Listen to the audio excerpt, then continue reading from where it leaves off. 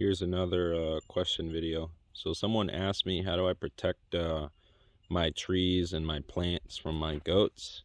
And I'm gonna show you right now how I protect my plants or my trees from all the animals and actually from the wind as well. Here we got a Palo Verde and a couple agaves that haven't taken the cold very well, but some native shrubbery as well as ground cover.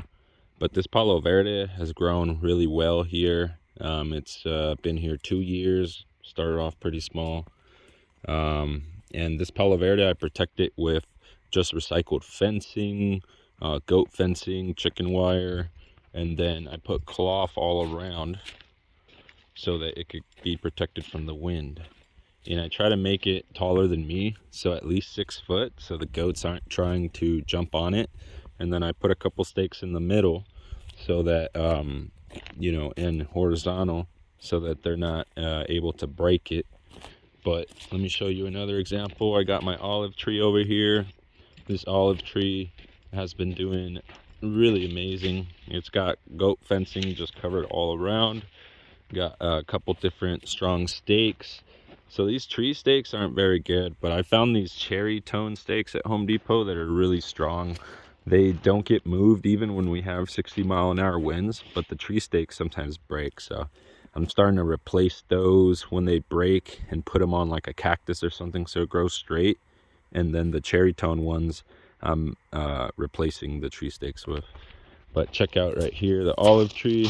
So we got a lot of mulch around it.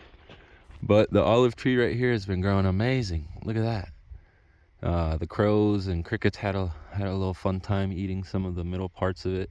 But in about a month, I'm gonna trim out all this stuff and try to make it start growing higher and prioritize vertical growth.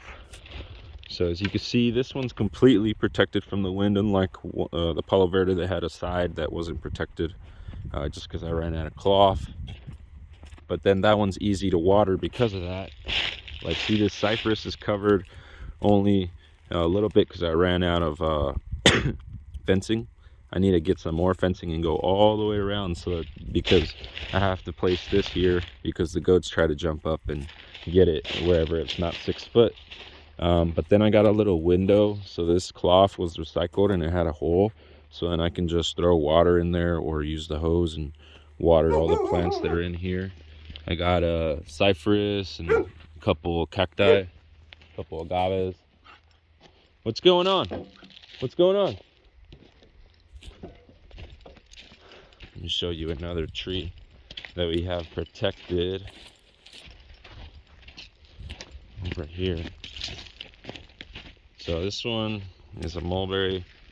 I just kind of jerry-rigged a bunch of fencing around it that I had on this side, but the other sides are good. I need to buy some more fencing to do this side of that one and then of the cypress over there. But then I also have that little opening so I can water easily. But as far as like the agaves and cacti, I planted all the cacti super far away from them so they don't really go try to eat those. And they don't eat any cacti that are have spines. They only eat the spineless stuff. So that's why I planted it all over there. But the agaves, they don't mess with. What I try to do is put forage around the agaves and different plants, so they over time have learned basically to not eat the agaves, and they might even come up right against them and eat stuff right next to them. So the agaves over here on this side I don't protect. They're all okay. And then I have a lot of spiny cacti that I plant over here because they don't mess with those either. So the agaves are pretty much safe, which is all I have over here on this side where the goats are at. So I try to plant in different areas to avoid them running into the stuff that I know they're going to eat, and then the stuff that I know they don't eat at all or don't like, that's what I plant in their areas. But yeah, that's pretty much how I protect my trees and my plants. I make little shelters for the trees, and then the plants I put tons and tons of forage throughout the whole farm so that you know, the goats are going for the forage and not the plants. And then over time they learn to kind of just not care about the plant anyways, because they've seen it for so long. Like for instance, forage has been here for over a year, and we alternate different types of forage that we might place in between the rows. And you know, they've seen this agave here for like 2 years, so why would they start eating it now when they know that forage has been around that agave always?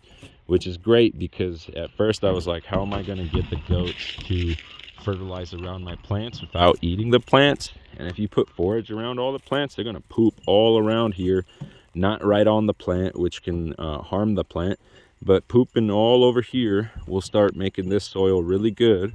And then this agave, for instance, can access that soil because it's close by, right?